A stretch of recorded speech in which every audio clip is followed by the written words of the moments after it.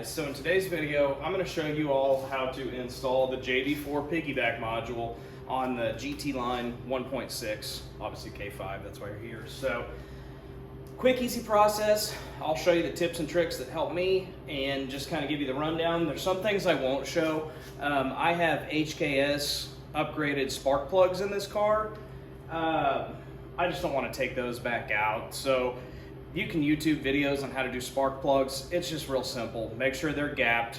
You can buy a simple gapping tool at your local auto parts store, it's a couple bucks.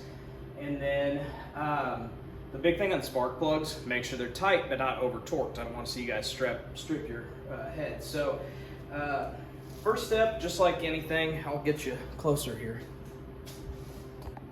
So like I was saying, anytime you are messing with anything electronic or a lot of other mods in a vehicle, you want to disconnect your battery. So this is a 10 millimeter. Always take the negative off, not the positive, because that way it's if your positive bumps into something and makes a circuit, it'll arc, and this way, if this negative touches something, it is not going to arc on anything. So, and then I just sit, you can sit like a rubber glove or something over the terminal, that way it won't reconnect. So we've got power turned off in the car, and now I've got to pull the whole thing out because I'm showing you guys how to install this, and I've had it installed for months. It's a great setup, by the way, but give me just a second. Okay, so now that we have our battery disconnected, the first thing you're going to want to do is run, I've already got it plugged in. This is your OBD port, and this can only plug in one way. And then you're going to run this wire, which I've got it zip tied up in here, but you're going to want to run it through the firewall. As you can see right there, there's a nice little grommet you can just slightly pull out, and there's plenty of room to run that through there. So that's going to be step one. So you'll run that wire, and I'll show you where it comes out on the other side. You can tell I'm getting old. I don't know if you hear my knee pop when I got up. So that's going to come through back here. I took the battery out when I installed mine, so that way I could see. And you can see it's just a little plug. It's going to come through the firewall, and it looks just like that. So you can see on mine, I've got my Bluetooth adapter right here. I'll get to that in just a sec. So that first wire that comes through, hopefully we don't have too much light. Yeah, you can see that nice and easy.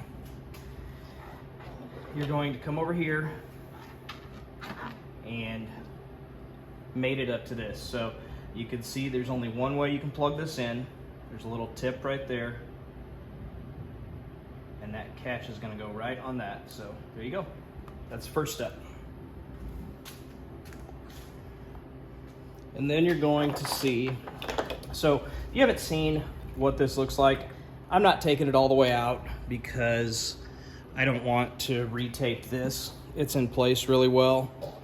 And that's just the Bluetooth adapter. If I remember correctly in the instructions, it says don't mount this on anything metal. So you've got a nice little flat spot. Clean off this area with rubbing alcohol, pull the double-sided tape and put it in there. So the other thing you do need to do if you go with the Bluetooth adapter, which I highly recommend, you do have to open the casing, and it's just got 4 little Allen screws. Open it up, that thing plugs in right inside there. One way you can plug it in, tighten it down, make sure that this is all sealed. There's a rubber gasket around here, and then you can tighten it back down, just make sure it's, you know, waterproof. So, so we'll just kind of sit this out of the way, and we'll go over the other cords. So this one is going to go into your air sensor right here on the intake, so we'll do that one first. I'll lower you guys down just a little bit.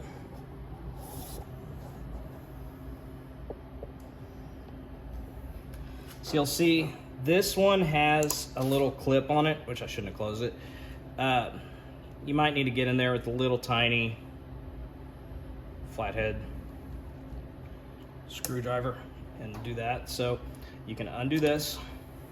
Now, one thing I do suggest on this install, be mindful of your cord management, because there's a lot of hot things in the engine and moving parts and stuff like that. You just really don't want to get into that. So here's the thing about this. With the newer versions of these are all male and female. You really can't screw it up. Everything only goes in one way.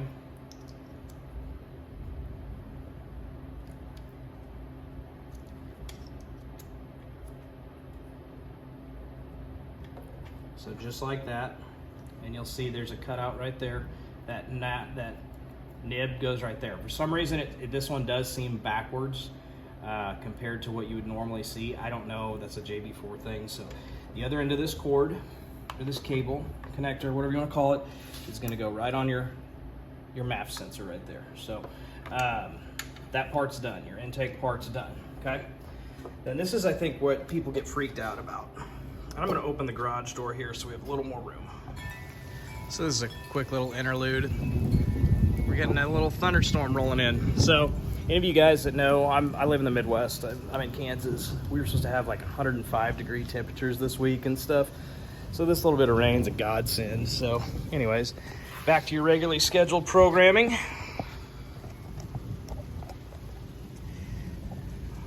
My phone might get a little wet. I think that'll be okay. Let me see if there's a better way I can get you in here to see these connectors. So I ditched the tripod. So on older versions of the JB4, they didn't have these nice connectors. I can't remember if you had to pin the connectors yourselves or they weren't as nice as what they have now. So again, this is pretty much idiot proof. These connectors are different.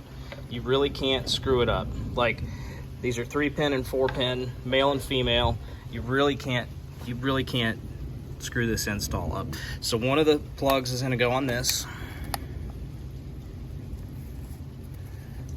Be careful when you're unplugging all your stuff. Don't get too rough. These have retainer clips, so like I said earlier, you'll get a little flathead. Slide that out, and then you can undo the connector. So let me put you back on the tripod for a sec. So remember what I said earlier about cable management. I still haven't secured this. We'll kind of go through that together. What I like to do, because this is your radiator hose, there's two here. Actually, one of them goes to your intercooler, I believe, too. I kind of like to go over those because with anything, I don't think any cables should get too hot. And I don't know. Maybe that's a me thing. Somebody can tell me, oh, you're an idiot. It's not going to hurt those cables because they are nicely wrapped and stuff. So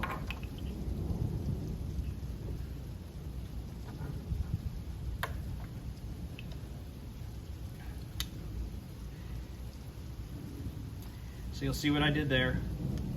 This is just going to go in line. So you'll have the 4 colors. It looks like black, green, yellow, and red. They're going to go into the black, green, gray, and red there and there. And then this one.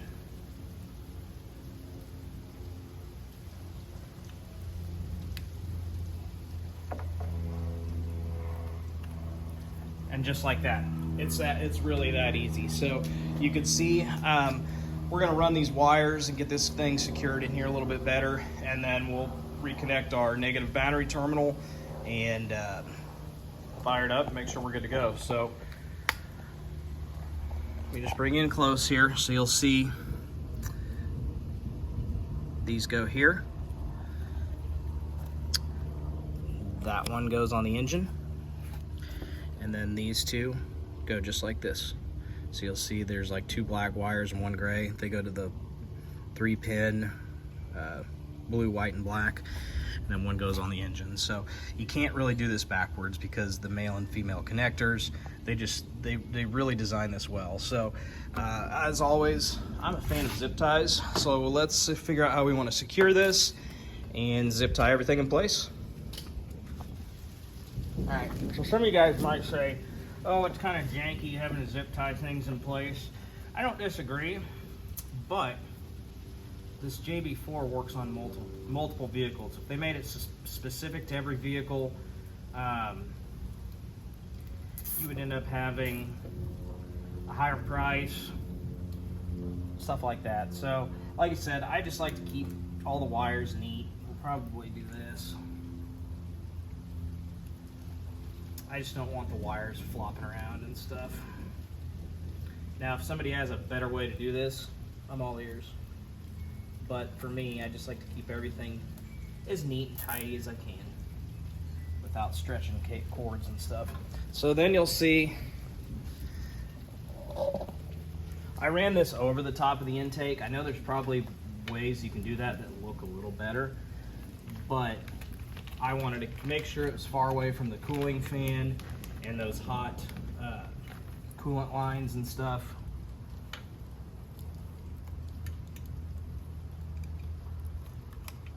And where I tuck mine at,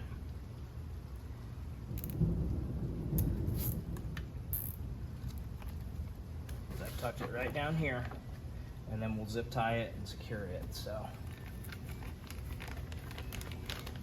not the most absolute cleanest thing in the world, but I'm more concerned about if I ever have to remove it or anything like that. I want it to be nice and easy.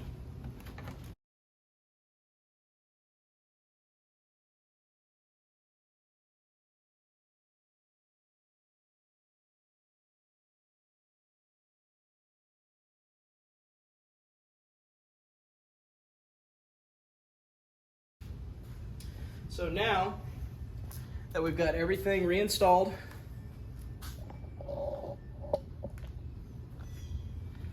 we can reconnect our negative battery terminal. Oh no, it sounded like the car locked. I hope my keys aren't inside of it. I'm not sure if it did or not. I don't know why it would.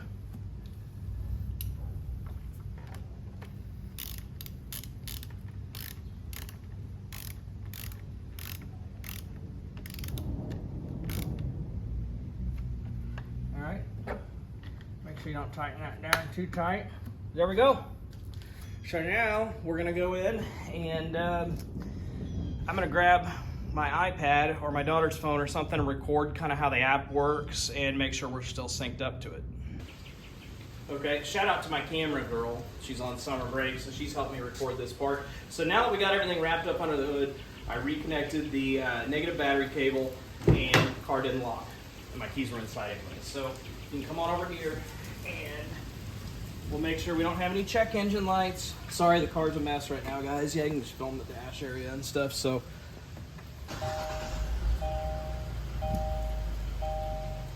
okay, so we're good to go. So now I'll show you the app and a little bit about that. So you saw I had the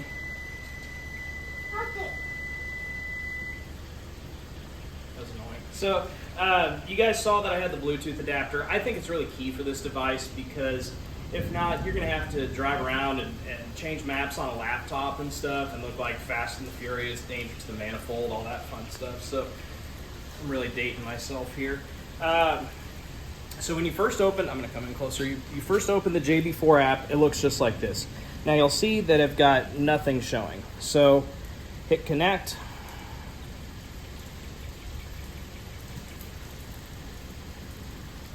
And we're connected to the device. So ignition, this is just how I have my gauges set up.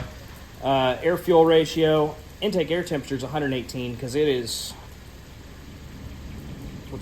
90 degrees out right now, and I ran errands and stuff earlier.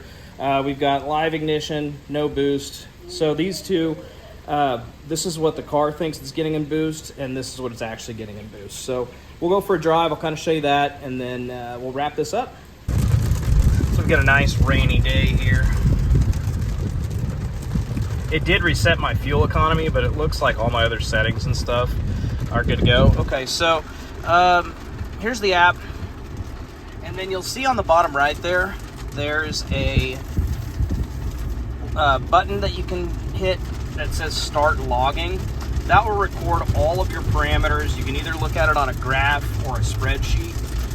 So what we'll do is, I'm not gonna do a full pull because I've done that before. Maybe I can do another video if you guys wanna see where I'll get a draggy and we'll show you the actual 0 to 60 improvements and stuff like that. So the car's definitely way more peppy. So, I mean, that's about half throttle, and it'll show you on here what all those parameters are. So there's all kinds of different parameters you can do. So the ones I like to watch again are ignition, how much timing it's pulling, so we know if we have good fuel or not, air fuel ratio, and boost. So I'll kind of get into it. And if you look at the two bottom gauges, that's what the car thinks the ECU boost is, and then the one on the right is what it's actually putting out. So you'll see right there, that little pull, we were about 4 PSI over stock, and I think that's a pretty safe range for these cars. You'll see that I'm running MAP 3, so it's an E30 mix, so I've got E85 and 93 in the tank, and yeah, so let me go back home, we'll wrap this up. And then the other thing I'll show you, let's say you wanted to change out, I don't know why it's still, I think the Bluetooth's on and the car is shutting down. So you can hold, and all you do is hold on that gauge that you want to change, and this is all the stuff you can do. Not all of these work, like trans temp doesn't work, but I'd say 80 to 90% of these work. It's just there's different things that work in different vehicles. So it's a pretty cool app. The app's like 20 or 25 bucks, so be prepared for that. And then I'll show you here. So, oops, I don't have any codes. So those are the logs I have saved. You can pull up the graph and it kind of looks like that. There's a ton of info it has. And then the other thing, let's see, it's exit out of that.